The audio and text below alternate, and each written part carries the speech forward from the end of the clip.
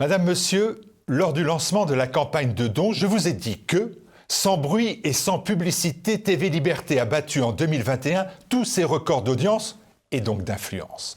Au fil des ans, des noms et des visages vous sont devenus familiers. Élise Blaise, Olivier Frère-Jacques, Pierre Bergerot, Floriane Janin, Arnaud Soyer, Géraud Dufayet, Jules Blaiseau, Nicolas de Lamberterie, Vincent Moulier, mais aussi Olivier Pichon, Philippe Conrad, Anne Brassier, Franck Tanguy, Roland Elie, Ignace, Jean-Yves Le Gallou, Rémi Soulier, François Bousquet, Guillaume de Thieulois, Jean-Pierre Maugendre, Richard Haddad, Bruno Gollnisch, Pierre-Yves Rougeron, François Billot de Lochner, David Louis, Laurent Poultier et beaucoup d'autres encore. Tous sont au rendez-vous de tous les combats pour faire gagner nos justes causes.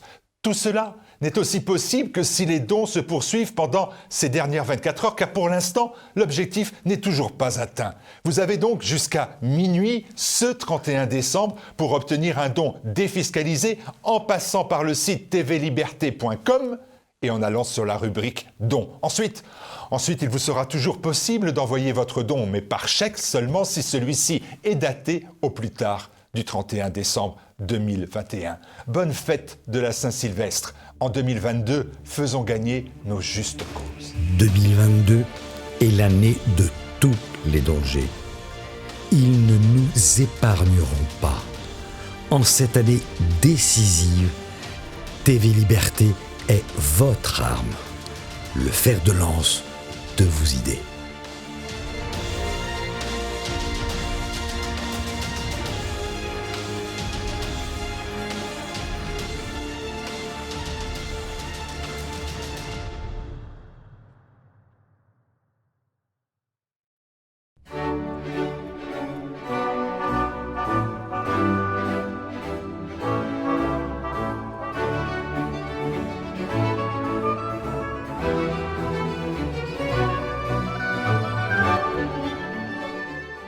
Bruno Le Maire, toujours égal à lui-même, élégant et raffiné, sorte de gendre idéal, explique à longueur de plateau télévisé que tout s'améliore franchement sur le plan économique et que l'optimisme doit être de rigueur.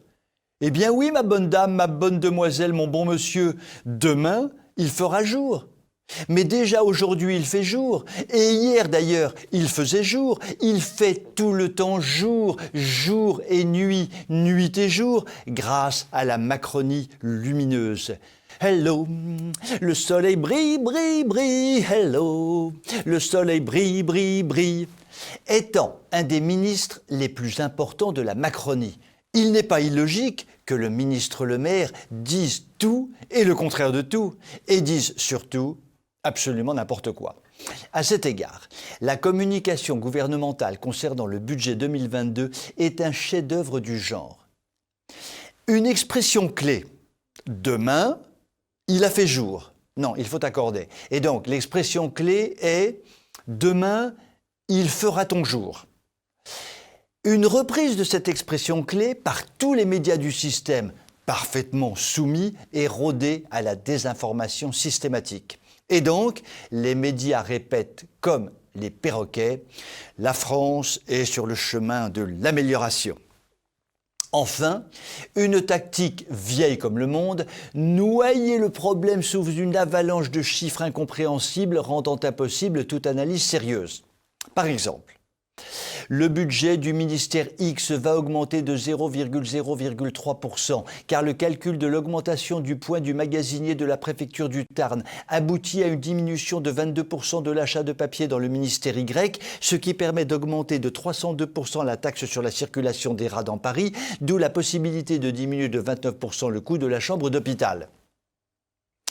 En fait, la réalité du désastre budgétaire français tient en un seul chiffre que peuvent comprendre les Français dans leur ensemble, puisque moi je l'ai compris. Le déficit budgétaire programmé par le gouvernement pour l'année prochaine sera d'environ 150 milliards d'euros.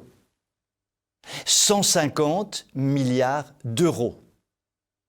Nul besoin de commenter ce désastre historique révélant la nullité économique de Macron et de ses équipes qui vont laisser la France exsangue, ruinée, déclassée, paupérisée.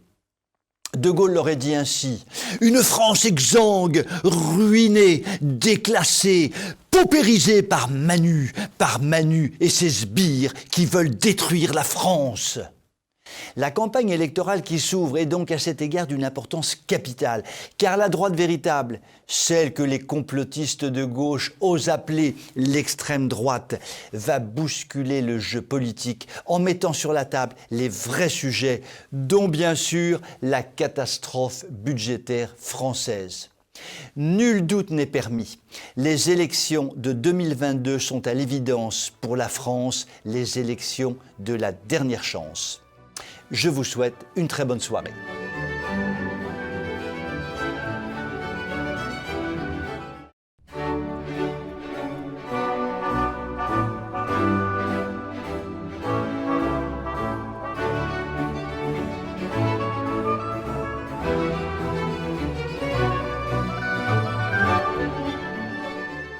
Nous sommes contents et rassurés. Chacun d'entre nous peut masser et caresser sa chacune ou la chacune de l'autre, ou son chacun ou le chacun de l'autre, avec la bénédiction vaticane. Décidément, l'affaire de Monseigneur Aupetit, patron du diocèse de Paris, ou plutôt ex-patron du diocèse de Paris, et dont le pape a accepté la démission, ouvre des perspectives intéressantes. Qu'a déclaré le pape François dans l'avion qui le ramenait à Rome après un séjour à Chypre, au cours duquel il avait d'ailleurs fait des déclarations pour le moins ahurissante sur l'immigration. Il faut croire que survoler la terre dans l'air pur des grandes hauteurs a favorisé de nouvelles déclarations papales, disons, stupéfiantes pour rester modérées. Qu'a donc déclaré François aux journalistes qui l'interrogeaient sur la conduite controversée de Monseigneur Aupetit? Première déclaration étonnante du pape. « C'est à vous d'enquêter sur ce qui s'est passé ». Ainsi donc, le pape relève Aupetit de ses fonctions, mais ne dit pas clairement le motif de sa décision. C'est aux journalistes d'enquêter. Oui, mais enquêter auprès de qui? Auprès du pape, évidemment. Mais le pape refuse de dire les choses clairement. Malaise et transpiration, démangeaison et poussée d'acné. Second point, François évoque, ouvrez les guillemets, les petites caresses et massages qu'Aupetit faisait, ce qui est un péché, mais ce qui n'est pas un des péchés les plus graves, car les péchés de la chair ne sont pas les plus graves. Fermez les guillemets.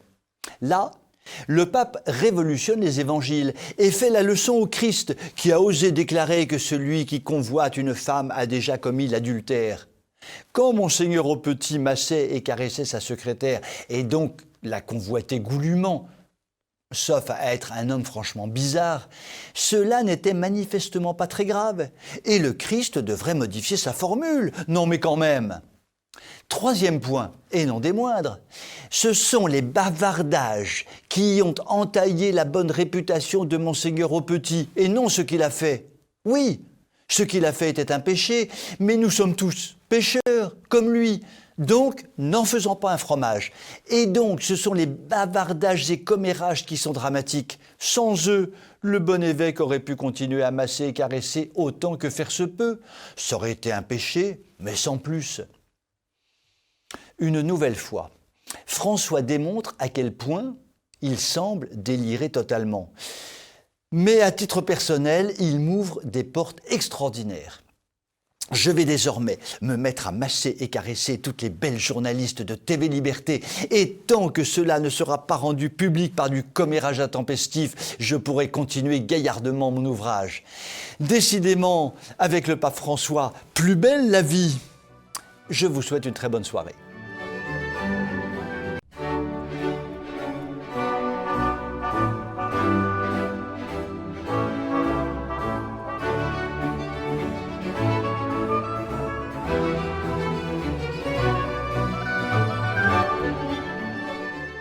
Ainsi donc, Macronor Migrator, dans un discours fleuve dont il a la terriblement ennuyeuse habitude, a expliqué ce qu'il ferait pendant les 6 mois de sa présidence de l'Union européenne. Et notamment en matière d'immigration. S'il y a un sujet que Macronor Migrator connaît par cœur, c'est celui de l'immigration. Et ce qu'il connaît par cœur tient en une seule phrase, qu'il a difficilement apprise, car cette phrase fait tout de même 4 mots, les 4 mots que voici. Immigration, en avant, toute. Ça n'est pas très compliqué à retenir et c'est très facile à mettre en œuvre. Résultat des courses. Le quinquennat de Macronor Migrator aura permis l'entrée en France de 2 à 3 millions d'immigrés, clandestins ou non. Un record absolu, un bon gros délire français. Donc, lorsque l'on entend Macronor Migrator claironner dans un discours qu'au niveau de l'Europe, il va s'occuper du problème de l'immigration, l'on peut trembler d'inquiétude et transpirer de peur. Rien que d'en parler, j'ai les mains moites. En effet, quoi qu'il a dit le Manu, qu'il fallait revoir les accords de Schengen et protéger les frontières de l'Europe. Alors là, Manuchon, je te demande solennellement de demander à l'un de tes innombrables employés du palais de l'Élysée qu'il recherche dans les archives toutes les fois où des dirigeants politiques ont dit qu'il fallait revoir les accords de Schengen. À la grosse loulouche, je pense que cela a été dit 19 milliards de fois et qu'évidemment, rien n'a été entrepris sur le sujet. Au fait, c'est quoi les accords de Schengen ? À la fin du siècle dernier, les chefs d'État des nations composant l'Union européenne ont décidé qu'il devait y avoir une liberté totale de mouvement de capitaux, de marchandises, de personnes entre les pays de l'Union européenne. Goodbye les frontières, vive la liberté de circulation. Ce que les chefs d'État avaient oublié de dire et d'écrire, c'est qu'il fallait impérativement organiser une défense implacable des frontières de l'Europe. Comme cela n'a pas été fait, les immigrants arrivent en Europe par le nord, le sud, l'est et l'ouest, dans un flot intarissable que presque aucun État ne protège. Or, nous savons qu'un immigré qui pose un pied sur le sol de l'Union européenne restera à vie dans l'Union européenne. En clair, les accords de Schengen, signés par des dirigeants politiques inconscients ou non, ont constitué un formidable outil de déconstruction des nations européennes. À cet égard, les Allemands ont une responsabilité écrasante dans cette affaire puisqu'ils accueillent en toute liberté depuis des années des immigrés qui ensuite irriguent gentiment le sud de l'Europe et particulièrement la France. Merci Angela Merkel, davantage démon qu'ange sur le sujet. Lorsque l'on entend Macronor Migrator déclarer doctement qu'il faut réformer les accords de Schengen, lui, l'empereur de toutes les immigrations incontrôlées, l'on ne peut que se tordre de rire ou s'effondrer en larmes, c'est selon. Nous ne pouvons qu'espérer qu'un certain nombre de nations européennes rueront dans les brancards pendant les 6 mois de délire présidentiel de Macronor Nullissimor à la tête de l'Union européenne. Au fait, s'il veut quitter la France en mai prochain en émigrant où il veut, nul ne s'y opposera. Je vous souhaite une très bonne soirée.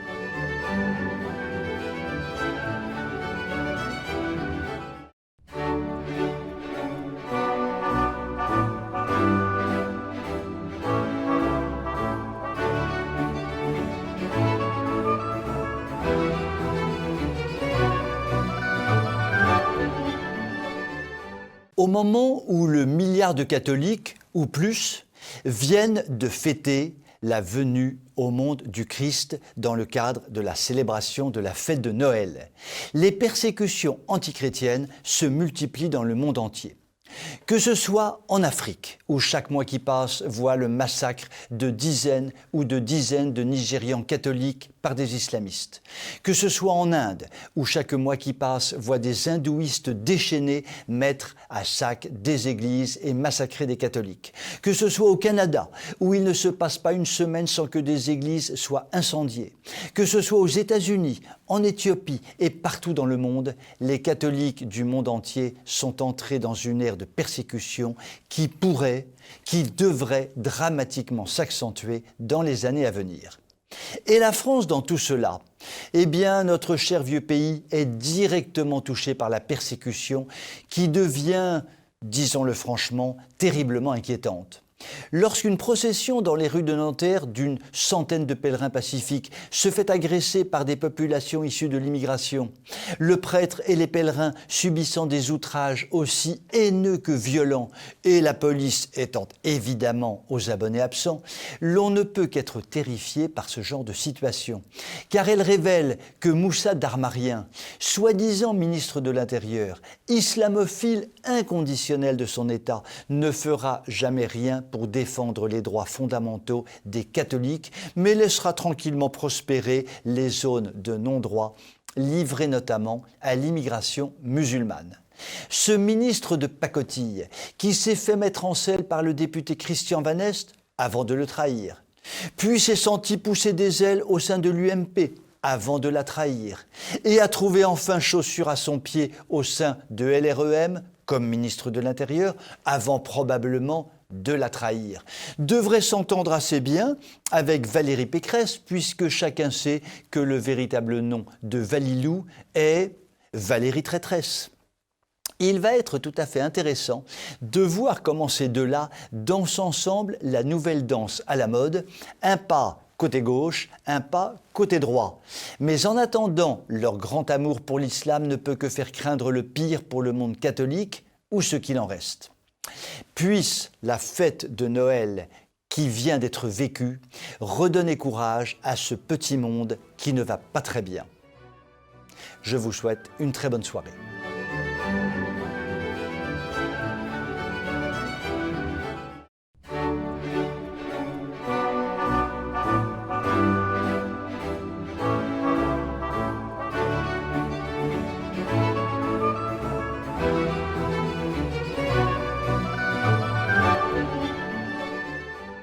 C'est clair comme du jus de boudin, puisque c'est le ministre de l'économie qui le dit. Tout va pour le mieux dans le meilleur des mondes français sur le plan économique. Tu l'as dit, Bouffi. Tiens, pardi, la croissance en 2021 n'aura jamais été aussi forte. Le chômage n'aura jamais été aussi bas. La bourse n'aura jamais été aussi haute. Un vrai bonheur à quelques mois des élections présidentielles. Le seul petit problème, c'est que tous les chiffres annoncés par Bruno Le Maire sont totalement pipotés. Bravo Bruno, le roi du pipeau, du grand pipotage, un gigantesque pipotage pour endormir le bon peuple de France à quelques mois des élections. Côté croissance, par exemple, après la chute de la production intérieure brute de notre pays en 2020, il aurait été calamiteux qu'il n'y ait pas de rattrapage. En réalité, notre croissance nationale est extrêmement médiocre. Côté chômage, autre exemple, ne sont pris que certaines catégories de chômeurs. Si l'on prend la totalité de ces catégories, l'on arrive à un chômage dramatique qui touche peu ou prou le tiers de la population. Et attardons-nous un peu sur le commerce extérieur. Tiens, le commerce extérieur, c'est le juge de paix d'une économie. À lui seul, il permet de juger toute l'économie d'un pays. Lorsqu'un pays exporte plus qu'il n'importe, il dégage des excédents commerciaux qui prouvent que son économie est globalement compétitive. À l'inverse, s'il importe plus qu'il n'exporte, cela signifie que son économie est déréglée, qu'elle ne marche pas comme elle devrait, qu'il faut prendre de toute urgence des mesures de redressement. Or, que nous annonce le sémillant Bruno Le Maire, roi du pipeau, ministre de l'économie de son État? Que tout va pour le mieux dans le meilleur des mondes commerciaux français, puisque le déficit commercial de 2021 ne sera que de 70 milliards d'euros environ, et qu'en 2023, le déficit commercial ne sera que de 90 milliards d'euros environ. Joie et bonheur, sonnez tambours et trompettes, chantez et dansez la farandole. Notre commerce extérieur s'écroule, mais tout va pour le mieux dans le meilleur des mondes français. Petit rappel historique, notre commerce extérieur était excédentaire à la fin du siècle dernier. Point de suspension. Avouons-le. La France n'est plus dirigée que par des communicants qui ne font que communiquer en regardant béatement notre beau pays s'écrouler sous leurs yeux. Sont-ils conscients, inconscients, intelligents, stupides? Ne naviguant pas à l'intérieur de leur cerveau, j'avoue ne pas très bien le savoir, mais ce qui est sûr, c'est que Macronor, Terminator Deficitor, la tante Bricheton et son fol équipage doivent être renvoyés dans leur foyer autour des vacances de Pâques 2022. Voilà une idée séduisante qui va nous permettre de fêter le dernier jour de l'année avec un éclat particulier. Je vous souhaite une très bonne soirée.